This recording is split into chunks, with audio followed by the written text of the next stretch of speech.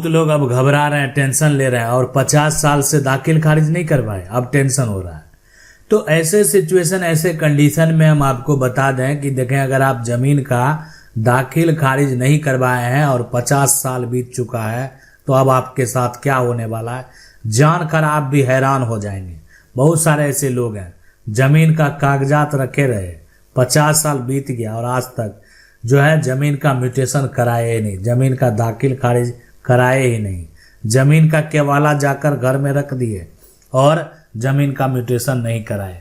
तो अब अभी अगर देखा जाए तो अब उनके साथ क्या होगा, कौन सा कानूनी प्रक्रिया जो है अब उसके साथ होने वाला, ये बेहद जरूरी है आपके लिए। तो देखें, हम आपको बता दें सबसे पहले कि कोई भी जमीन का टुकड़ा का अगर दाखिल खारिज नहीं हुआ है तो अगर लेकिन उसके पास जो है, जो व्यक्ति है उसके पास जमीन का सेल डीड मौजूद है तो इसका मतलब कानूनी तौर पर जो उसका मालिकाना हक है, जमीन का जो मालिक होगा ना, मालिकाना हक जो है वो वैध है। वैध है कहने का मतलब है कि मान्य है, यानी उसको अधिकार है। मालिकाना हक का क्या है, अधिकार है। अधिकार खत्म नहीं होगा, लेकिन क्या खत्म हो जाएगा, सबसे दाखिल खारिज तो हुआ नहीं, म्यूटेशन तो हुआ नहीं।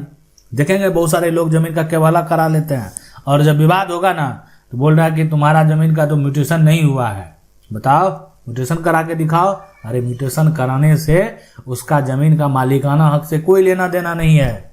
ऐसे बहुत सारे सुप्रीम कोर्ट के फैसले, जजमेंट को भी बताएं, आप प्लेलिस्ट में जाएंगे वहां पर सुप्रीम कोर्ट का फैसला जो है आपको देखने को मिलेगा।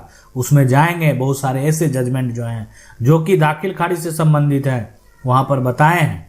और कि अगर जो सुप्रीम कोर्ट का जो फैसला है, सुप्रीम कोर्ट का जो है यहाँ पर जो जजमेंट है, अगर उसकी बात करें तो यहाँ पर साफ साफ और स्पष्ट तरीके से जो है ये कह दिया गया है कि कोई भी जमीन जो है, जमीन का म्यूटेशन कराकर जमीन का मालिक नहीं बन सकता है।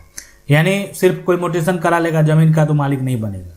ठीक है, केवाला है, म्यूटेशन होना चाहिए, इसलिए बेहद जरूरी है कि यहाँ पर ये करा लेंगे तो ये होगा कि यहाँ पर आप जो है सरकार को टैक्स दे रहे हैं, जो यहाँ पर राजस्व रिकॉर्ड है, ठीक है, वहाँ पर आप जो है अपना नाम को दर्ज करा लिए हैं।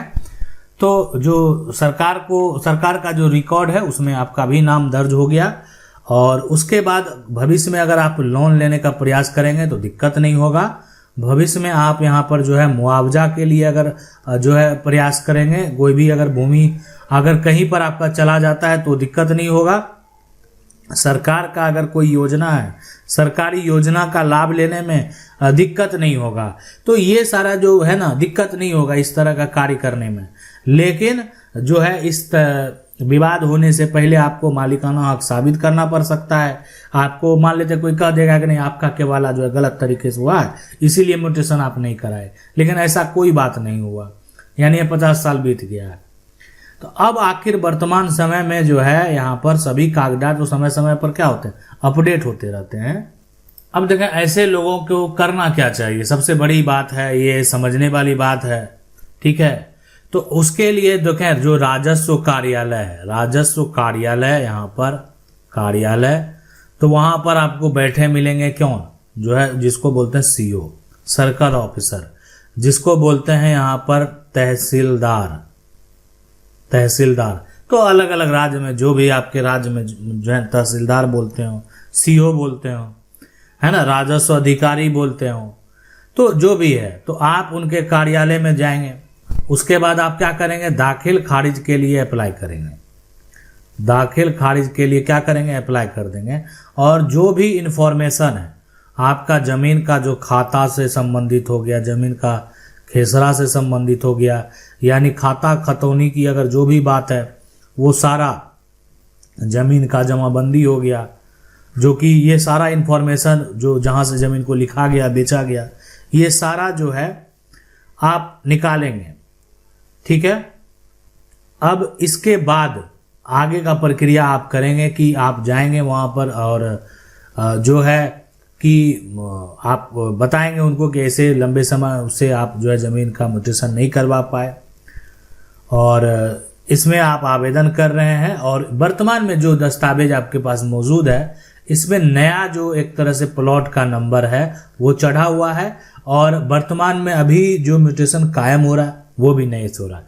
सीधी सी बात, आप इसको ऐसे समझ लें कि नया खतियान में जो नंबर अभी चल रहा था वो आपका कागजात पर लिखा हुआ था, मौजूद था, ठीक है, तब कोई दिक्कत नहीं होगा।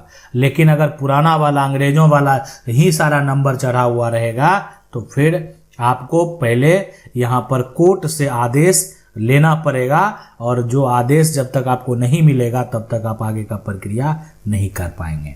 तो ये होता है पूरा प्रक्रिया। 50 साल से अगर म्यूटेशन नहीं हुआ है तो ये सारा प्रक्रिया आपको फॉलो करना पड़ेगा, और इसको फॉलो करेंगे तभी आपको जो है यहाँ पर कोई समस्या नहीं होगा, नहीं तो फिर समस्या जो है वो हो सकता है। तो ये है कि दाखिल खारिज अगर नहीं होगा, मान लेते हैं इस पर जो है जमीन का पुराना खतियान का अगर नंबर चढ़ा हुआ रहता, नया का नहीं रहता, तब सीओ तहसीलदार के पास जाने से कोई फायदा नहीं, कि उस समय जो है पुराना से जिस समय हो रहा था अब बंद हो गया। तो अब डायरेक्ट जो है किसको पावर है, अभी पावर है यानी सिविल कोर्ट को। तो सिविल कोर्ट का आपके पास आदेश होना चाहिए, और उस आदेश के बाद आप आगे का प्रक्रिया कर पाएंगे। आशा करते हैं वीडियो अच्छा लगा होगा। वीडियो को लाइक जरूर कर दें। चैनल को पहली बार देख रहे हैं सब्सक्राइब करके जो बेल आइकन है उसको जरूर दबा लें। मिलते हैं अगली वीडियो में, तब तक के लिए जय हिंद।